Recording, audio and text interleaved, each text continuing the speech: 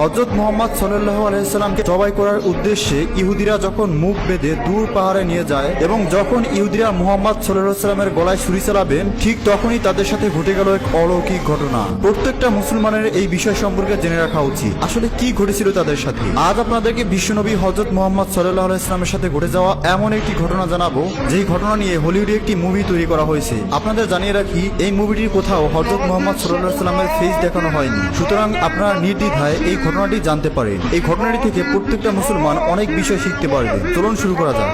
আরব সমাজ যখন অন্ধকারে ডুবেছিল, সময়টা ছিল ঠিক তখনকার যখন আমাদের প্রিয় নবী পৃথিবীতে উপস্থিত হয়নি। সময়টাকে বলা হতো আইমে জাহিরাতের যুগ, অর্থাৎ অজ্ঞতার যুগ। আরব সমাজে সেই সময় আইন কানুন এবং ন্যায় নীতির কোনো বাধ্যকতাই ছিল না। বেহায়াপনা এবং অশ্লীলতায় পুরো সমাজ যেন ডুবেছিল। সেই সময় নারীদের কোনো অধিকার ছিল না, তাদের উপরে করা হতো নানা ধরনের অত্যাচার এবং নির্যাতন। এমনকি অহরহই কন্যা সন্তানকে জীবিত কবর দেওয়া হতো। এতে মানুষের মনে বিন্দুমাত্র দ্বিধা কাজ করতো না। নারীদেরকে সেই সময় অন্যের পণ্য মনে করা হতো। এমনকি বাজারে নারী পুরুষ উভয়কে দাস দাসী হিসেবে বেচা কিনা করা হতো। সেই সময় বিভিন্ন প্রান্ত থেকে মুসলিমরা মক্কায় কাবা তাওয়াফ করার জন্য আসলেও কাবা ঘরের ভেতরে রাখা ছিল 360টি মূর্তি। কারণ মক্কায় তখন মুসলিমদের পাশাপাশি খ্রিস্টান, ইহুদি এবং বিভিন্ন গোত্রের মানুষ ব্যবসায়িক কাজের জন্য অবস্থান করত, যাদের মধ্যে কাফের এবং মুশরিকদের সংখ্যা অনেক বেশি হওয়ায় তাদের দাপটও ছিল অনেক বেশি। তারপরে সময়টা 570 খ্রিস্টাব্দের। তখন মক্কার নেতা ছিলেন নবীজির দাদা এবং কুরাইশ বংশের প্রধান আব্দুল মুত্তালিব, যিনি কাবা ঘরের রক্ষণাবেক্ষণের দায়িত্বে ছিলেন। আর নবীজি তখন মা আমিনার গর্ভে। এর মধ্যে হঠাৎ একদিন আরবে বিশাল এক হাতি বাহিনীকে দেখা যায়, যারা ক্রমশ মক্কার দিকে এগিয়ে আসছে। আর মানুষজন তাদের ভয়ে বাড়িঘর ছেড়ে পালাচ্ছে, কারণ সেই হস্তি বাহিনীকে প্রতিহত করার শক্তি তাদের ছিল না। এমনকি ততক্ষণে সেই বাহিনী মক্কার অনেককে ধরে নির্যাতন করতে শুরু করেছে এবং নবীজির দাদা আব্দুল মুত্তালিবের 200 উট সহ মক্কাবাসীর সমস্ত উট কেড়ে নিয়েছে, যাতে তারা তাদের সঙ্গে লড়াই করতে না পারে। ঠিক তখনই দেখা যায় নবীজির দাদা আবু তালিব এসে আব্দুল মুত্তালিবকে মক্কার পরিস্থিতি সম্পর্কে জানায় এবং বলে যে ওই হস্তি বাহিনীর সাথে বিবাদ করে আমরা পারবো না বাবা, বরং আমরা আত্মসমর্পণ করি। আব্দুল মুত্তালিব তখন ছেলে আবু তালিবকে নিয়ে রওনা দেয় হস্তি বাহিনীর প্রধানের সাথে দেখা করতে। আর এই হস্তি বাহিনীর প্রধান হলেন মক্কার পার্শ্ববর্তী এলাকায় ইয়েমেনের শাসক আবরাহা, যে ছিল অনেক ক্ষমতা ও শক্তির অধিকারী। মূলত আরব সমাজ তখন অন্ধকারে ডুবে থাকলেও পৃথিবীর বেশিরভাগ মানুষই এটা জেনে গিয়েছিল যে ইসলামই হলো পৃথিবীর সর্বশ্রেষ্ঠ ধর্ম এবং সত্য ধর্ম। তাই বিভিন্ন প্রান্তের মানুষেরা তখন দলে দলে ইসলাম গ্রহণ করছিল এবং হজ করার জন্য মক্কায় ছুটে আসতো। ইসলাম ধর্ম এবং কাবার এতটা গ্রহণযোগ্যতা দেখে আবরাহা তার ক্ষমতার দাপটে ইয়েমেনের রাজধানী সানাতে হুবহু কাবার মতো একটি গির্জা তৈরি করে। কারণ আবরাহা চেয়েছিলেন মানুষ খ্রিস্টান ধর্ম গ্রহণ করুক এবং তার তৈরি গির্জাতে বেশি বেশি আসুক। কিন্তু আবরাহা যখন দেখে যে তার চাওয়া কোনোভাবেই পূরণ হচ্ছিল না, আবরাহা তখন রাগে এবং ক্রোধে ফেটে পড়ে। সেই কারণে আবরাহা একটি সিদ্ধান্ত নেয় যে কাবাঘরকে সে ভেঙে দেবে। তাই আবরাহা তার 60,000 সৈন্য এবং 13টি হাতি নিয়ে মক্কার দিকে আসতে থাকে। এর মধ্যে আব্দুল মুত্তালিব সেখানে এসে যায় এবং আবরাহাকে বলে, আমি আপনাকে সতর্ক করছি, আপনি যেই ঘরটিকে ধ্বংস করতে চাইছেন সেটা আল্লাহর ঘর, তাই এমন বিপজ্জনক কাজ থেকে দূরে থাকুন। কিন্তু আবরাহা তার কোনো কথাই শুনতে চাইছিল না। আব্দুল মুত্তালিব তখন তাকে বলে যে আপনি আমার উট ফেরত দিন। একথা শুনে আবরাহা বেশ অবাক হয়ে যায় আর বলে যে আমি আপনাদের প্রিয় উপাসনালয় ধ্বংস করে দিচ্ছি, যেখানে আপনার বাবা দাদারাও ইবাদত করেছিল। ফলে আপনাদের মান সম্মান আর প্রতিপত্তি সবকিছু ধুলোয় মিশে যাবে। অথচ এই সকল বিষয় চিন্তা না করেই আপনি কিনে এসেছেন আপনার উট ফিরিয়ে নিতে। আব্দুল মুত্তালিব তখন বলেন যে আমি আমার উটের মালিক, তাই আমি শুধু আমার উট চাইতে এসেছি। কিন্তু এই মক্কা এবং কাবা ঘরের মালিক হলেন আল্লাহ। আমি নিশ্চিত আল্লাহ অবশ্যই তার ঘরকে রক্ষা করবেন। উত্তরে আবরাহা এটাই বলেন যে আজকে আমি এটাই দেখতে চাই যে কিভাবে তোমার আল্লাহ কাবা ঘরকে আমার হাত থেকে রক্ষা করে। এরপর আবরাহা আব্দুল মুত্তালিবকে তার উটগুলো ফিরিয়ে দেয় আর আব্দুল মুত্তালিব ফিরে আসেন তার বাড়িতে। পরদিন সকালে আবরাহা তার হাতি বাহিনীদেরকে নিয়ে মক্কায় প্রবেশ করতেই যাচ্ছিল, কিন্তু হাতিগুলো যখন কাবা ঘরের সীমানার মধ্যে চলে আসে তখন তারা আর সামনের দিকে এগোতে চাইছিল না। তাদের পাগুলো যেন একদম পাথর হয়ে গিয়েছে। আবরাহা এবং তার সৈন্যরা তখন একটু চালাকি করে, জোর করে তারা হাতিগুলোর মুখ অন্যদিকে ঘুরিয়ে দেয় এবং হাতিগুলোকে তারা ভালো ভালো খাবার খেতে দেয়। আর সেই সমস্ত খাবার তারা ছড়িয়ে দেয় কাবা ঘরের সামনে। হাতিগুলো তখন সেই খাবারের লোভে আবারও কাবা ঘরের দিকে এগিয়ে যেতে থাকে। এদিকে আব্দুল মুত্তালিব অনেক চিন্তিত হয়ে পড়েন। চিন্তিত মন নিয়ে তিনি কাবা ঘরের দিকে চলে আসেন। কাবা ঘরের দরজায় একটি শিকল ছিল।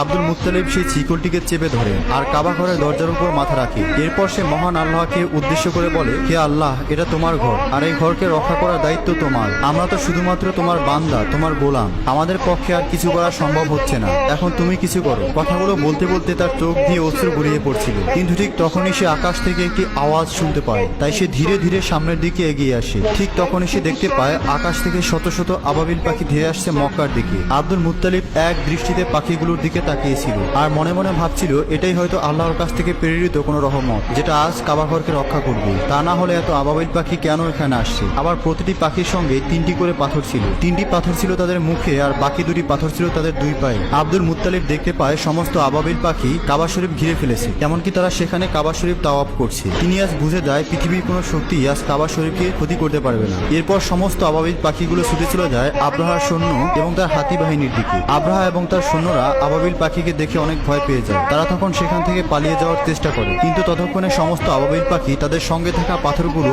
আব্রাহা ও তার সৈন্যদের উপরে বৃষ্টির ন্যায় ফেলতে শুরু করে। ফলে দেখা যায় প্রতিটি পাথর সেই সৈন্যদের শরীর ভেদ করে ঢুকে যাচ্ছে। এতে মুহূর্তের মধ্যেই সকল সৈন্যরা মারা যায়, এমনকি আব্রাহাও এখানে মারা গিয়েছিল। আল্লাহ তাআলা এই কাফেরদেরকে একদম ধূলিসাৎ করে দেয়। মহান আল্লাহ তাআলার কুদরতের মাধ্যমে এই ছোট ছোট পাথর দিয়েই ধ্বংস হয়েছিল 60,000 সৈন্য এবং 13টি হাতি। এমনকি এই ঘটনার বর্ণনা দেওয়া হয়েছে পবিত্র কুরআনের সূরা আল ফিলে, যেখানে বলা হয়েছে, তুমি কি দেখোনি তোমার প্রতিপালক কাবাঘর ধ্বংস করতে আসা হাতিওয়ালাদের সাথে কিরূপ আচরণ করা হয়েছিল? তিনি কি তাদের চক্রান্ত নস্যাৎ করে দেননি? তিনি তাদের বিরুদ্ধে পাঠিয়েছিলেন ঝাঁকে ঝাঁকে আবাবিল পাখি, যারা সেই হাতিওয়ালাদের উপর পোড়ামাটির পাথর নিক্ষেপ করেছিল। অতঃপর তিনি সেই হাতিওয়ালাদেরকে পরিণত করেছিলেন ভক্ষিত ভুসির ন্যায়। তো এভাবেই সেদিন কাবাঘর রক্ষা পেয়েছিল। এই ঘটনার পর প্রায় 2 মাস কেটে যায়। এরপর আমরা একটি রাতের ঘটনা দেখতে পাই। মক্কাবাসীরা সেদিন নিজ নিজ কাজে ব্যস্ত ছিল। নবীজির দাদা আব্দুল মুত্তালিব সেদিন রাতে কাবাঘরের ছাদে দাঁড়িয়েছিলেন। হঠাৎ করে তিনি আকাশে একটি প্রচলিত আলো দেখতে পায়, যেটা আরব থেকে পূর্বাঞ্চল সহ পুরো বিশ্বে ছড়িয়ে পড়ে। আলোটিকে দেখে আব্দুল মুত্তালিব অনেক অবাক হয়ে যায় আর তিনি দৌড়ে নিচে চলে আসেন। এখানে তিনি দেখেন যে কাবা শরীফের ভিতরে বিভিন্ন পূজারীদের রাখা যে মূর্তি ছিল সেগুলো সব মাটির দিকে নত হয়ে ভেঙে পড়ছে। এরপর তিনি কাবা ঘর থেকে বাইরে বেরিয়ে এসে দেখেন যে কুফা এবং সিরিয়ার মধ্যবর্তী স্থানে পানি প্রবাহ শুরু হয়েছে, অথচ বহু বছর ধরে এখানে কেউ পানি দেখেনি। ঠিক তখনই আব্দুল মুত্তালিবের তার ঘরের দিকে চোখ পড়ে। তিনি এখানে দেখতে পায় আজকে তার ঘরের মধ্য থেকে অদ্ভুত এক ধরনের নূরের আলো বের হচ্ছে, যেটা এর আগে তিনি কখনো কোনোদিন দেখেনি। আব্দুল মুত্তালিব তখন ধীরে ধীরে তার ঘরের দিকে এগিয়ে যেতে থাকে, কিন্তু যখন তিনি তার ঘরের দরজার কাছে পৌঁছায় তখন তিনি দেখেন যে মা আমিনার কোল জুড়ে একটি ফুটফুটে শিশুর জন্ম হয়েছে, যার শরীর থেকে অসম্ভব পরিমাণে নূর বের হচ্ছে। আব্দুল মুত্তালিবের চোখে তা দেখে পানি চলে আসে, কারণ সেই সময় আরবের অন্ধকার সমাজে প্রদীপের আলো হয়ে আসেন বিশ্ব নবী হযরত মুহাম্মদ সাল্লাল্লাহু আলাইহি ওয়াসাল্লাম। পরের দিন আব্দুল মুত্তালিব তার নাতির আকিকার জন্য উট জবাই করে গরিব দুঃখী মানুষদেরকে খাওয়ান। সেখানে তাকে সাহায্য করছিল তার ছেলে আবু তালিব। তখন সেখানে আবু তালিবের বড় ভাই অর্থাৎ নবীজির আরেক চাচা আবু লাহাব আসেন। তবে গরিবদের সাথে একসাথে বসে খেতে হবে দেখে বাড়ির দরজা থেকেই তিনি চলে যান। আসলে আবু লাহাব অনেক অহংকারী লোক ছিলেন। অন্যদিকে মা আমিনার বুকে দুধ তৈরি হচ্ছিল না, তাই শিশু মুহাম্মদকে দুধ খাওয়ানোর জন্য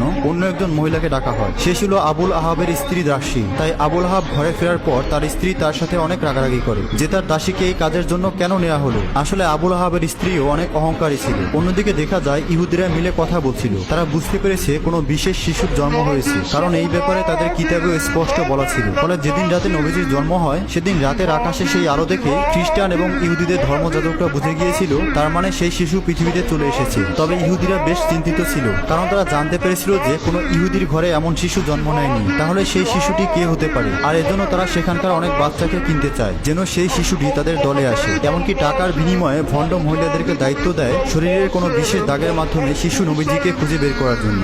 যাই হোক, এরপর দেখা যায় বাচ্চাদের নাম রাখার উৎসব চলছে। সেখানে বিভিন্ন বাচ্চাদের নাম ঘোষণা করা হচ্ছে আর সবাই মিলে আনন্দ করছে। এর মধ্যে সেখানে আব্দুল মুত্তালিব আসেন শিশু নবীজিকে কোলে নিয়ে তার নামকরণ করার জন্য। তিনি প্রথমে হাজরে আসওয়াদ মানে সেই কালো পাথরে হাত রাখেন। তখনই দেখা যায় কাবার দরজার হাতলটি দরজায় বাড়ি মারছিল আর সেই শিশুর শরীর থেকে নূরের আলো বের হচ্ছিল। আব্দুল মুত্তালিব তখন সবার সামনে জনসম্মুখে শিশুটির নাম ঘোষণা করে মুহাম্মদ। এটা শুনে সেখানে থাকা বিভিন্ন গোত্রের মানুষেরা বলাবলি করতে থাকে যে এটা আবার কি নাম? এটি তো আমাদের কোনো দেবদেবীর নামের সাথে মিলে না। আসলে মুহাম্মদ নামটি কেউ আগে কোনোদিন শোনেনি তারা, তাই মানুষজন এটা নিয়ে কথা বলাবলি করছিল। তখন সেখানে আবু তালিব সবার সামনে এসে বলে, হে লোক সকল, তোমরা থামো, এই শিশুটির নামকরণ করা হয়ে গিয়েছে আর তোমরা তা পরিবর্তন করতে পারবে না। এই বলে তিনি সবাইকে থামিয়ে দেন এবং সবাই তার স্বাচ্ছন্দ্যে মেনে নেন। এরপর দেখা যায় আবু লাহাব তার স্ত্রীর সেই দাসীকে ফেরত নিতে এসেছে যে নবীজিকে প্রথমবার দুধ পান করিয়েছিল। ফলে ক্ষুধার্ত নবীজি আর দুধ পান করতে পারছে না। এ নিয়ে আব্দুল মুত্তালিব সরাসরি আবু লাহাবের কাছে আসে এবং এর কারণ জানতে চায়। আবু লাহাব তখন বলে,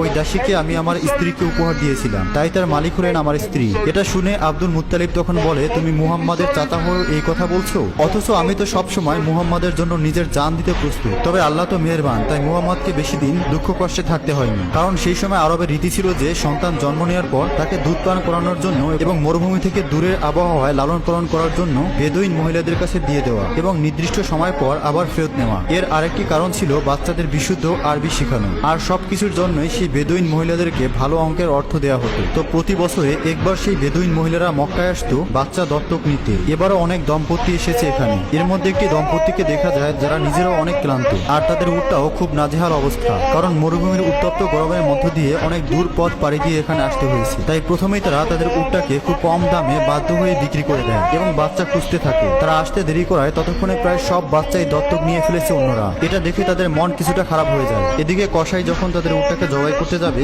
ঠিক তখনই উটটি উঠে দৌড় দেয় এবং নবীজির বাড়িতে প্রবেশ করে। এটা দেখে ওই লোকটির স্ত্রীও উটের পিছনে পিছনে সেখানে প্রবেশ করে। তখন নবীজির মা আমিনা মহিলাটিকে খুব ক্লান্ত এবং ক্ষুধার্ত দেখে খাওয়ানোর জন্য তাকে ঘরে নিয়ে যায় আর তার পিঠের বাচ্চাটিকে দোলনায় শুয়ে দিতে বলে। মহিলাটি যখন তার বাচ্চাকে দোলনায় রাখতে যান তখন তিনি শিশু মোহাম্মদকে দেখতে পান, যার শরীর থেকে নূরের আলো চমকাচ্ছিল। সেই মহিলাটি তখন নবীজিকে কোলে তুলে নেন এবং ক্ষুধার্ত দেখে তাকে দুধ পান করান। আর এই মহিলাই হলেন নবীজির দুধ মা হালিমা। আসলে নবীজিকে লালন পালনের জন্য বেশি টাকা দেওয়ার সামর্থ্য নেই বলে নবীজিকে তখনও কেউ দত্তক নেয়নি। তাই নবীজির দাদা এবং মা আমিনা হালিমা এবং তার স্বামীর সাথে কথা বলেন এই ব্যাপারে। এটা শুনে হালিমা ও তার স্বামীও রাজি হয়ে যায়, যদিও তারা জানতো যে এক্ষেত্রে তারা খুব ভালো অর্থ পাবে না। এরপর দেখা যায় মা আমিনা নিজে অনেক কষ্ট পেলেও নবীজিকে দুধ মা হালিমার কাছে দিয়ে দেন এবং তাদেরকে আরো দুটি উট এবং গাধাও দেওয়া হয়েছিল। হালিমা যখন নবীজিকে নিয়ে তার এলাকায় প্রবেশ করে তখন সেখানে বৃষ্টি হতে শুরু করেছে, অথচ আগে এখানে খুব একটা বৃষ্টি হতো না। পাশাপাশি নবীজি আসার পর থেকে দুধমা হালিমার ঘর যেন আল্লাহর রহমতে পরিণত হতে শুরু করেছে। আর এভাবেই কেটে যায় 2 বছর এবং চুক্তি শেষ হওয়ার কারণে দুধমা হালিমা এবং তার স্বামী মিলে নবীজিকে মা আমিনার কাছে ফেরত দেওয়ার জন্য নিয়ে আসে। নবীজি আসার সাথে সাথেই কাবা ঘর পুরো জলজল করে আলো ছড়াচ্ছিল। অন্যদিকে মা আমিনাও নবীজিকে দেখে খুশিতে কেঁদে ফেলে, কিন্তু কাবার আশেপাশে তখন একটা মহামারী রোগ ছড়িয়ে পড়েছিল। সেই সাথে নবীজির দাদা আব্দুল মুত্তালিব জানতে পারেন যে ইহুদিরা তখনও নবীজিকে খুঁজে বের করার চেষ্টা করছে। তাই খারাপ কিছুর আশঙ্কা থেকে নবীজিকে রক্ষা করতে আবারও নবীজিকে দুধমা হালিমার সাথে পাঠিয়ে দেন। এরপর কেটে যায় আরো 2 বছর। এর মধ্যে হঠাৎ একদিন নবীজির দুধমা হালিমা ভীষণ অসুস্থ হয়ে পড়ে। সেখানকার কবিরাজ এবং তান্ত্রিকরা এসে হালিমাকে সারিয়ে ওঠানোর চেষ্টা করছে, কিন্তু শিশু নবী এটা দেখে তান্ত্রিকদেরকে সরিয়ে দিয়ে নিজের হাতটা হালিমার মাথায় রাখে। তখনই দেখা যায় দুধমা হালিমা বেশ সুস্থ হয়ে গিয়েছে। আর এটা দেখে তান্ত্রিকরা অবাক হয়ে যায় এবং সেখান থেকে চলে যায়। তবে তান্ত্রিকরা বুঝে গিয়েছিল যে এই সেই বিশেষ শিশু, আর এই খবর তারা ইহুদিদের জানিয়ে দেয়। ফলে নবীজিকে নেওয়ার জন্য শত্রুরা বিভিন্নভাবে হালিমার বাড়িতে আক্রমণ করে। আর এ থেকে হালিমা এবং তার স্বামী নবীজিকে রক্ষা করলেও তারা খারাপ কিছুর আশঙ্কা বুঝতে পেরে হালিমার স্বামী নবীজিকে নিয়ে মক্কার একটি পাহাড়ের উদ্দেশ্যে রওনা হয়। তবে এবারের বিদায়ে দুধমা হালিমা কান্নায় ভেঙে পড়ে। নবীজির দাদা এসব জানতে পেরে নবীজির কাছে চলে আসেন আর গুহার মধ্যেই তারা দাদানাদি কাটিয়ে দেন 1 বছরেরও বেশি সময়। নবীজির উপস্থিতিতে মরুভূমি ততদিনে প্রাণ অঞ্চল হয়ে উঠেছিল। এরপর একদিন মা আমিনা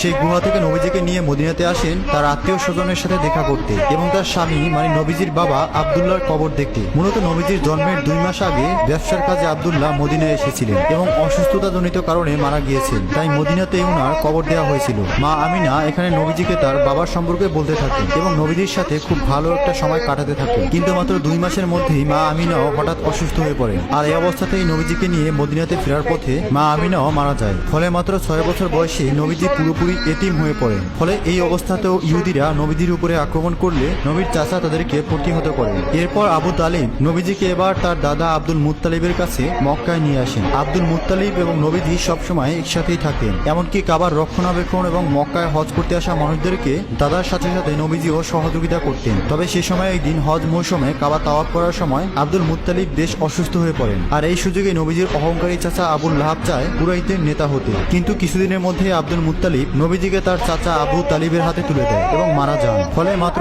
8 বছর বয়সী নবীজি যেন আরো অভিভাবক শূন্য হয়ে পড়েন। এরপর চাচা আবুল আহাবের সাথে মক্কাতেই নবীজি জীবনযাপন করতে থাকেন। সেখানে নবীজি ছাগল চড়ানো সহ বিভিন্ন কাজ করতেন। তবে একদিন নবীজি দেখেন যে নবীজির সেই অহংকারী চাচা আবুল আহাব সোয়াইবা নামের একজন দাসীকে অন্যের কাছে বিক্রি করে দিচ্ছেন। কিন্তু সোয়াইবার স্বামী সেটা না করার জন্য আবুল আহাবকে অনুরোধ করতে থাকেন, কারণ সে অসুস্থ ছিল। উত্তরে আবুল আহাব বলেন, আমার পাওনা অর্থ ফেরত দিয়ে দিলেই আমি তাকে আর বিক্রি করব না। তখন পাশে দাঁড়িয়ে থাকা নবীজি চাচা আবুল আহাবকে বলেন যে সোয়েবকে আপনি ছেড়ে দিন আর আমি নিজেই আপনার অর্থ ফেরত দেব।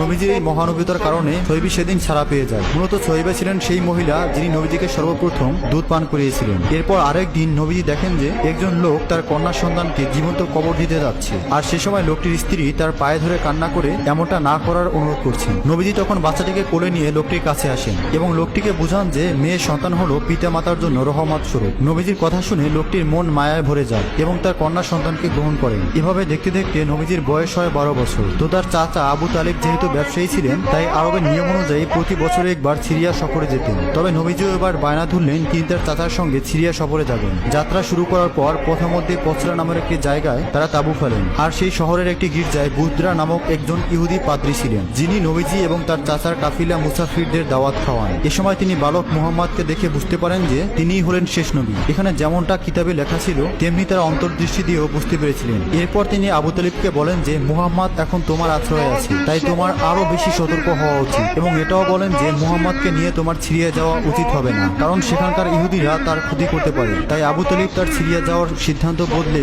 আবার মক্কার দিকে ফিরে আসতে শুরু করেন। তবে পথের মধ্যে তারা সেই ইহুদিকে আহত অবস্থায় দেখতে পায়, যে কিনা বারবার মুহাম্মদের ক্ষতি করতে চেয়েছিল। নবীজি তখন তার ঘোড়া থেকে নেমে সেই ইহুদির মুখে পানি তুলে দেয় আর তাকে সমুদ্রের পাশে একটি জায়গায় নিয়ে আসেন। সেখানে নবীজি দেখতে পান যে একটি মূর্তির সাথে শিকল দিয়ে এক মহিলা ও দুটি বাচ্চাকে বেঁধে রাখা হয়েছে কুরবানি দেওয়ার জন্য। আর অন্যদিকে সেখানকার জেলে সম্প্রদায়েরা পূজা করছে যেন তাদের দেবতা তাদের কুরবানি গ্রহণ করেন এবং জেলেদেরকে প্রচুর ধন সম্পদ দান করেন। কিন্তু মুহাম্মদ সাল্লাল্লাহু আলাইহি ওয়াসাল্লাম এটা দেখে সেই মহিলা এবং বাচ্চাদের শিকল খুলে দিতে লাগলেন। এটা দেখে পূজারী ছেলেরা মুহাম্মদকে থামাতে যায়। আর ঠিক তখনই সমুদ্রের ঢেউ এমন ভাবে উঠে যে সেই মূর্তিটি ভেঙে পড়ে এবং পূজারীরা সব ঘরের ভেতরে চলে যায়। কিছুক্ষণ পর ঢেউ থামার পর দেখা যায় প্রচুর মাছ সমুদ্রের পাড়ে এসে জমা হয়েছে, যা দেখে জেলেরা অবাক হয়ে যায় এবং দ্রুত সেই মাছ কুড়াতে থাকে। আর দূর থেকে এসব দেখে সেই ইহুদি লোকটিও অবাক হয়ে যায়। আসলে আল্লাহ পাকের কাছে এটা নবীজির প্রার্থনা ছিল। সেই দৃশ্যে দেখা যায় আবু তালিব বৃদ্ধ হয়ে গিয়েছে আর তিনি কাবার সামনে দাঁড়িয়ে মক্কায় সবাইকে আমন্ত্রণ করছে কোনো রকম দ্বন্দ্ব বিবাদ ছাড়া ইসলামের পথে ফিরে আসতে